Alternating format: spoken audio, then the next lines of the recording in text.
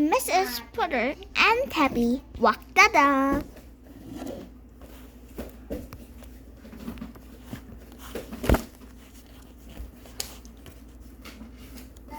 Arthur Howard.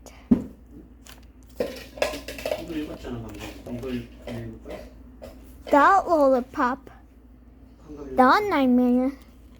The Dream Dog. The Lollipop.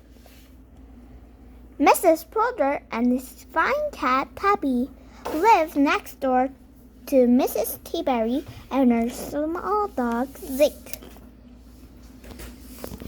Mrs. Tabby sometimes gave Mrs. Putter eggplant for supper, and Mrs. Putter sometimes gave Mrs. Tabby kiwis for her lunch. They were very happy living side by side. One day, Mrs. Tabby slipped on a kiwi and hurt her foot. Mrs. Putter and Tabby took her to the doctor. The doctor said, "This will need a rest. No walking Zig for a week." "No walking Zig for a week?" cried Mrs. Tabby. "But who will walk my little lollipop?" She always called Zig her little lollipop. Then Mrs. Putter, who had a very soft heart, said, I will walk your little lollipop." Mrs. Tabby was happy, but she was a little worried. I hope he doesn't talk," she said. "Oh no," said Mrs. Putter. "Zig won't talk." "I hope he doesn't wrap around trees," she said. "Oh no, Zig won't wrap."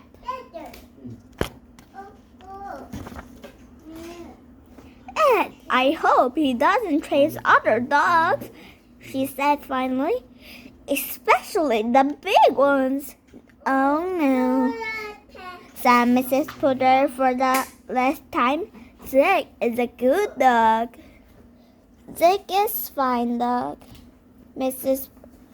Putter looked at the little lollipop. "Zig is a dream dog." Mrs. Putter smiled with a smile. To the nightmares. Zig was a nightmare. The first day, Mrs. Putter and Tabby took him for a walk. He tugged and tugged. 잠깐 멈췄어. He tugged Mrs. Putter and Tabby through yards and creeks and houses they had never been through before. When Mrs. Putter and Tabby got home, they had to have some warm milk and pudding and a nap. "Zig is not a dream dog," Mrs. Putter said to Tabby when they woke up. "Zig is a nightmare." The second day, they took him for a walk. Zig wrapped around trees. He wrapped around an oak tree. He wrapped around a pine tree. He wrapped around a pear tree. And he always wrapped Mrs. Putter and Tabby with him. When Mrs. Putter and Tabby got home, they had to have some warm milk and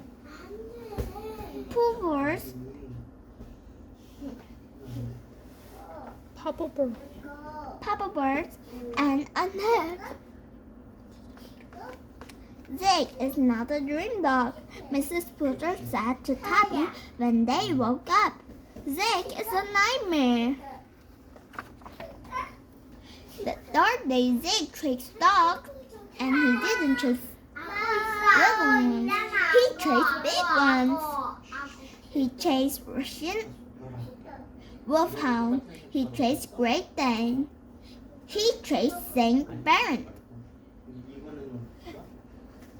He chased them until they got bored with being chased.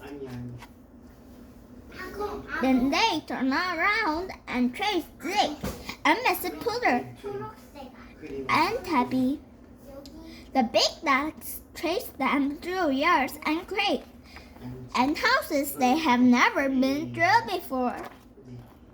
When mr.putter and Tabby got home, they had to have some warm milk and bread and a nap.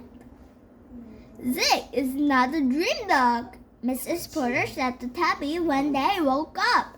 Zig is a nightmare. And the two of them sat a long time, wondering what to do. They weren't sure they could live through 4 more days with a lollipop. The dream dog. Here's the deal, Zig, Mrs. Putter said on the 4th day. You'll be a good dog, and every day after our walk, you'll get a nice surprise. Zig was a smart dog. He knew what the deal was. The 4th day, he didn't talk, he didn't rap, and he didn't chase. He was a dream dog. So Mrs. Putter and Tabby took him to the frosty freeze. Zig had a hot fruit sundae with extra cherries. The 5th day, Zig didn't talk, and he didn't rap, and he didn't chase. He was a dream dog again. So Mrs. Putter and Tabby took him to the swimming pool. He jumped off the diving board 50 times. On the 6th day, Zig was a dream dog, and he went to the carnivals. On the 7th day, Zig was a dream dog, and he went to the zoo. When Mrs. Putter and Tabby took Zig home for the last time, Mr.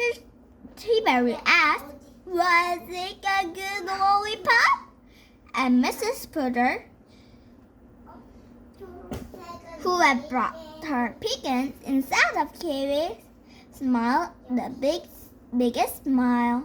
He said Zig was a dream lollipop. Then he and Tabby said goodbye and went home and had a party.